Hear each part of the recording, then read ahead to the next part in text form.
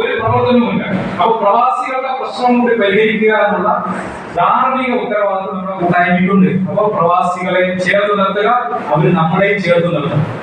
നമ്മുടെ ബുദ്ധിമുട്ടുകളിലും പ്രയാസങ്ങളിലും ഒക്കെ കയ്യൊപ്പായിട്ട് വരുന്നത് പ്രവാസികളാണ്. അപ്പോൾ അവരുടെ പ്രശ്നങ്ങൾ, അവരുടെ കുടുംബത്തിന്റെ പ്രശ്നങ്ങൾ, അവരുടെ വിസപരമായ പ്രശ്നങ്ങൾ, അവരുടെ യാത്രാപരമായ പ്രശ്നങ്ങൾ, അവരുടെ തൊഴിൽപരമായ പ്രശ്നങ്ങൾ, അവരുടെ സ്റ്റേറ്റ് ഗവൺമെന്റുമായി ജില്ലാ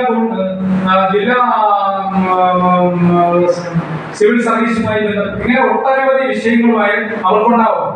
അവരെ സഹായിക്കുന്നതിന് വേണ്ടിയാണ് എനിക്ക് താല്പര്യം എന്ന് പ്രവാസികളോട് താല്പര്യമുള്ളവരോട് പ്രവാസികളുണ്ട്. കാരണം വിദ്യാർത്ഥികൾ, നമുക്കറിയാം, വിദ്യാർത്ഥികൾ ആണ് നമ്മുടെ തലമുറയുടെ ഏറ്റവും വലിയൊരു മുതൽക്കൂട് എന്ന് പറയുന്നത്. ഏറ്റവും താഴെത്തട്ടിൽ നിൽക്കുന്ന പഠന നിലവാരമുള്ള, സാമൂഹികമായി താഴെത്തട്ടിൽ നിൽക്കുന്ന വിദ്യാർത്ഥികളുണ്ട്.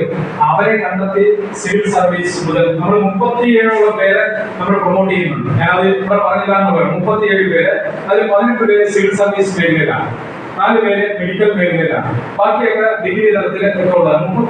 അങ്ങനെ ഒരു നല്ലൊരു സ്പോൺസർഷിപ്പ് നമുക്കുണ്ട്.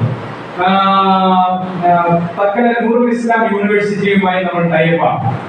അവിടെ ഏത് കോഴ്സിന് പോയാലും നമ്മളുമായി സഹകരിച്ച് പോയാൽ 30% അവര്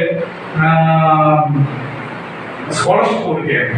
കാരുണ്യം പദ്ധതിയിലാണ് പറയുന്നത്. കാരുണ്യമായിട്ട് സഹകരിച്ചിട്ട് അവർ ആ സ്കോളർഷിപ്പിന് ഒരു പേര് വിട്ട് ഏകദേശം അവിടെ 112ഓളം വിദ്യാർത്ഥികൾക്ക് നമ്മൾ ഇതിൽ സ്കോളർഷിപ്പിൽ അവസരം കിട്ടിയിട്ടുണ്ട്.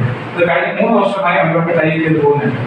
6 ലക്ഷം രൂപ വരെ ഫീസ് വരുന്ന പഠനത്തിന് 30% നമ്മൾ പറയേണ്ട ആവശ്യമില്ല.